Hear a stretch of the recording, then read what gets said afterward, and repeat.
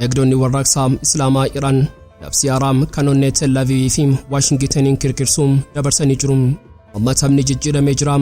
Waadaa galle sanaam gochaan mul'isaa jirra jechuun Haleellaa marsaa 16ffaa kan duula Waadaa Dhugaa jedhamuun ifa godhanii jiru. Lola salphaa miti kun rooba Misaa'elaa kan qalbii diinaa butuudha. Galgala kanaam hubanti addunyaan argiteem waraanaam isa kanaan dura isa guyyaa 12 ture sana wajjin yeroo wal bira qabamu akka tapha ijoolleetiin kan nama jechisiisudha. Jeneraal Alii Mahaammad Naayiniin dubbiimaan eegdota warraaqsaa iccitii sodaachisaa tokkoom saaxilanii jiru. Fattaatuun bineensi saffisaasuun samii Tel Aviv irratti seenaa haaraa barreessee jira. Misaa'elli kun gamoowwan waraanaa Israa'el qofa osoo hin taane ammalee fi abdii sirna ittisaa qilleensaa lixaa mootummaatti caccabsee jira. Bal'ina isaa qabannee jirra. Yeroo Imbaasiin Ameerikaa Riyaad keessa jiru haaraa fi ibiddaan uwwifamu addunyaan kun haleellaa idilee miti jechuun yaaddee turti. Garuu gaazexaan Washington iccitii kampeen rifachiisu tokko saaxilanii jiru. Dirooniiwwan Iraan imbaasii sana keessaa gamoowwan hedduu bira darbanii kutaa iccitii tokko qofaam qiyyafatanii rukutan. Kutaan sun waajjira idilee miti inni wiirtuu CIA ijaa fi gurra Ameerikaa kan ba'a giddu galeessaati. Humnoonni Qudsii kan eegdota warraaqsaa iddoo dhokotaatti irraa sagalee akka bakakkaatti addunyaa raasuu dhageessisanii jiru.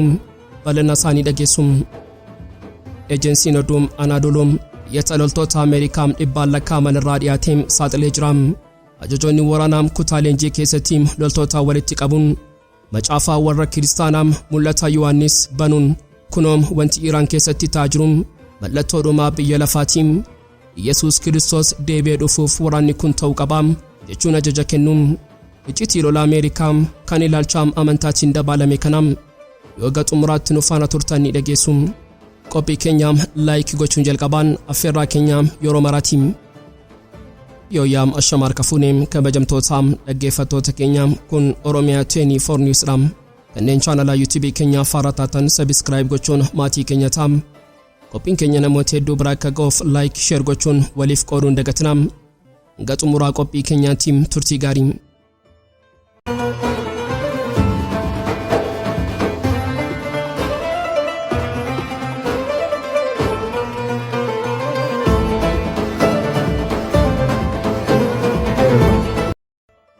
Yeroo aduun ba'a giddu galeessaa dhiiteen dukkanni waarii magaalotaam uffisuu eegaluun samiin Israa'el garuu dukkana uffachuu hin dandeenye. Sababiin isaa bokkaan ibiddaam Teeraan irraa roobuun waan itti fufeefi.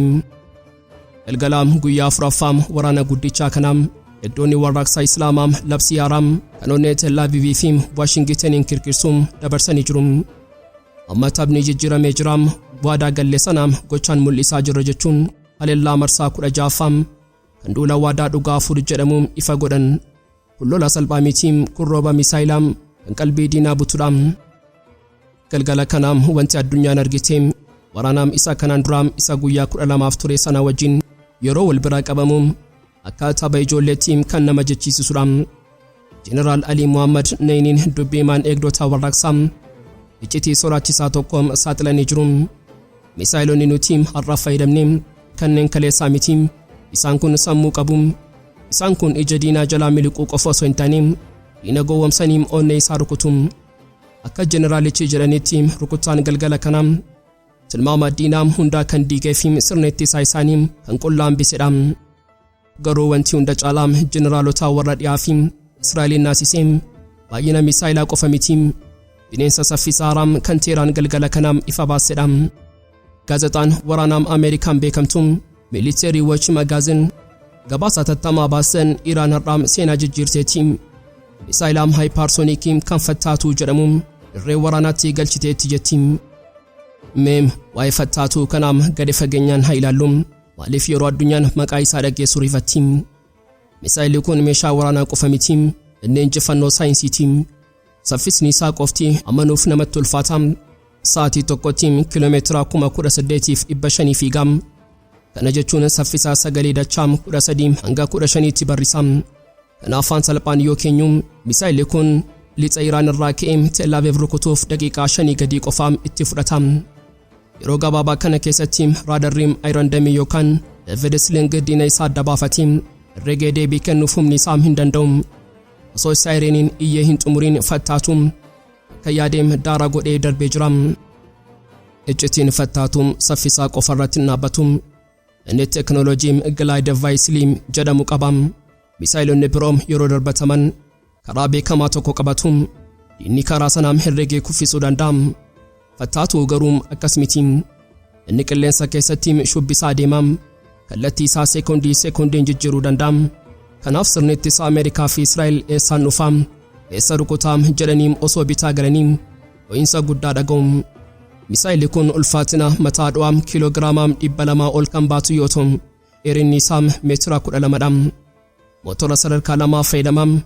Sadarkaan jalqabaa bobaa jabaatiin saffisa kennaafi sadarkaan lammaffaa immoo mataa isaa isa gilaayidii godhu sanaan qilleensa keessatti bitaa fi mirgatti oofa. Military Watch Magazine gabaasa ishee xumuraa irratti Misaa'elli kun tapha waraanaa guutummaatti xaxee karoora ittisaa warra dhiyaa fashaleesseera. Isa kana kuffisuun waan hin danda'amnedha jedhee jira. Haleellaan galgala kanaa Iraan humna qabdu qusachaa akka turte mirkaneessa. Guyyoota jalqabaa 3 misaa'elota idilee fayyadamte. Guyyaa 4ffaa irratti garuu kaardii injifannoo ishee baasee jirti. Jeneraal Naayiniin of jajaa fi onnee guutuun diinni waan argeen na'uun isaa hin oolu garuu kun jalqabaa humni keenya inni dhokataan ammallee mana kuusaa jira jechuun akeekkachiisee jira. Walumaa galatti galgalli kun galgala seenaa qabeessa. Tiraamp Netanyahuun Iraan dadhabdeetti jedhanii yoo yaadan Teheraan garuu teeknooloojii Ameerikaa fi Raashiyaa wajjin walgitu tarii ammoo caaluun qabattee baatee jirti. Fattah-tuun bineensi saffisaa sun samii Teelaaviv irratti seenaa haaraa barreessee jira. Misaa'elli kun gamoowwan waraanaa Israa'el qofa osoo hin taane ammalee fi abdii sirna ittisaa qilleensaa lixaa guutummaatti caccabsee jira. Amma gaaffiin jiru tokko qofa. Inni bineensaa ijaan hin argamne qilleensa irratti hin qabamne kanaam akkamiin ofirraa qolata. Deebiin isaa akka haara dhoo'insaa galgala kanaam dukkana keessa jira. Yeroo imbaasiin Ameerikaa Riyaad keessa jiru haaraa fi abiddaan uwwifamu addunyaan kun haleellaa idileetii jettee yaaddeetti ta'a. Garuu gaazexaan Washington Post iccitii Pentaagoon rifachiisu tokko saaxilanii jiru. Dirooniiwwan Iraan imbaasii sana keessaa gamoowwan hedduu bira darbanii kutaa iccitii tokko qofaam xiyyeeffatanii rukutan. Kutaan sun waajjira idilee miti inni wiirtuu CIA ijaa fi gurra Ameerikaa kan giddu galeessaati. Maddeen iccitii lamaan akka mirkaneessanitti dirooniiwwan Iraan lamaan sirna ittisaa Saawudii fi Ameerikaa jala miliquun gubbaa gamichaatti dhufanii dhu'an. Dhoo'insa kanaan baaxiin gamoo CIA jigee jira. Keessi isaa haaraan guutamee jira. Hojjettoonni basaasaa Ameerikaa kanneen nuti hin argamnu jedhanii yaadan of baraaruuf minjaala jala galuuf dirqamanii jiru. Ameerikaan namni hin duune jettus gamoon kun caasaa isaa gadi lakkisee jira jedhama. Kunis hojii basaasaa Ameerikaa kan Saawud Arabiyaa keessa jiru dhamshessee jira. Iraan buufata waraanaa dhiistee maaliif basaasota kana rukutte? Deebiin isaa seenaa fi tarsiimoo keessa jira. Teheraan biratti CIA'n diinaa foonii fi dhiigaati. Bara 1953 mootummaa Musaddiq kuffisuu irraa kaasee amma ajjeesamuu Qaasim Suleemaanii fi Ayatollah Khameneitiin harka CIA'tuun keessa jira jedhanii tamanu. Kanaaf haleellaan kun Iraaniif hiika mallattoo guddaa qaba.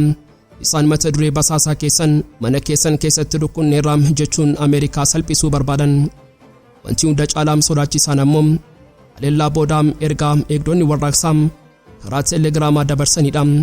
Dhoo'insi Riyaad kun jalqabaa nuti wiirtuuwwan siyaasaa fi basaasaa Ameerikaa naannicha jiran hundaa ni barbadeessina jedhan. Xiinxaltoonni basaasaa akka jedhanitti haleellaan kun hojii CIA guutummaatti dhaabuu baatus dhiphina sammuu guddaa uumee jira. Basaasonni Ameerikaa Riyaad keessa jiran Teheraan bakka nuti rafnullee beekti jechuun akka sodaatan taasisee jira. Walumaa galatti Iraan diina ishee diina seenaa kan ta'e CIA mana kee keessatti sirkunneerra jechuun lallabdee jirti. Dirooniiwwan sun baaxii gamoo sanaa yeroo diigan kabajaa intelijeensii Ameerikaas waliin diiganii jiru. Taphni kun tapha qawwee qofa miti. Tapha ijaa fi gurraati. Iraan har'aa ija diinaa jaamsitee dukkana keessatti waraana ishee itti fuftee jirti. Yeroo qilleensi waraanaa abbaa giddu galeessaa gorsaa jiruu fi dhiigni wareegamtootaa lafa Iraan jiisee jirutti qaamni waraanaa inni hunda caalaa sodaachisaa fi iccitiite humnoonni Qudsii kan eegdota warraaqsaa iddoo dhokotaa ta'e irraa sagalee akka bakakkaatti addunyaa raasuun dhageessisanii jiru. ibsi isaanii dheeraa miti garuu ergaan isaa lafa kirkirsa. Yaa diina keenya guyyaan gammachuu keessanii har'a dhumatee jira. Kana booda guyyaa gaddaa fi boo'ichaa keessanii eegalee jira. Humnoonni kun warra daangaa biyyaa ce'anii diina adamsuun beekaman gadda wareegamaa Ayatollah Alii Khamenei gara bobaatti jijjiirrachuun kakuu sanyii dhiigaa kakatan. Yaa imaama keenya, yaa hoogganaa keenya, waadaa siif gallee nyaannu dhiigni kee dhiigaa kunaniin bakka bu'aa jechuun waraanni kun waraana siyaasaa qofa osoo hin taane waraana amantii fi waadaa ta'uusaa mirkaneessanii jiru. Wanti hunda caalaa Ameerikaa fi Israa'el rifachiisee akeekkachiisa iddoo nagaa ilaalchisee kennamedha. Humnoonni Qudsii diinni sarara diimaa hunda kutee jira. Seera namoomaa fi idil addunyaa salphiseera. Kanaaf nuti seera hin qabnu biyya lafaa kanarratti bakki isin jalaa itti baqattan hin jiru. Mana keessan siree keessan irrallee yoo ciisan nagaa hin argattan jechuun labsan. Kun ergaa basaasaa fi waraanaan wal makuudha. Nuti isin bira jirra, isin garuu nu hin argitan jechuudha. Ibsichitti ufuun wareegama Khameneiin akka kufaatitti osoo hin taane akka ka'umsaatti ibsee jira.